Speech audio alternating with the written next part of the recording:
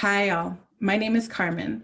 I'm with Be the Change Consulting, and we create so much curriculum. My favorite piece of curriculum, though, has to be our icebreakers and team builders to build social emotional skills.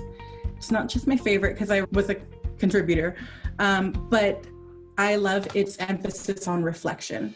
One of my favorite reflection activities is called Today and Tomorrow. And what's great about this game, or this activity, I should say, is that it allows you to think in an organized way. It shows you that learning doesn't just have to be academic, and it puts an emphasis on strong community reflection and building connection that way. So the instructions are pretty simple. There's 3 steps.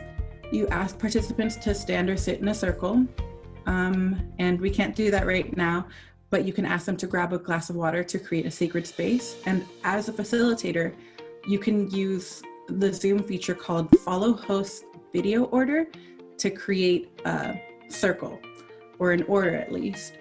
And then you ask each person to share 2 things that they have learned from their experience today.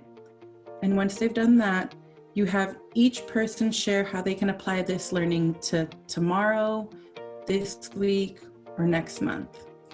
And it's pretty simple. Thank you so much for checking out Be the Change Consulting, and we can't wait to work with you.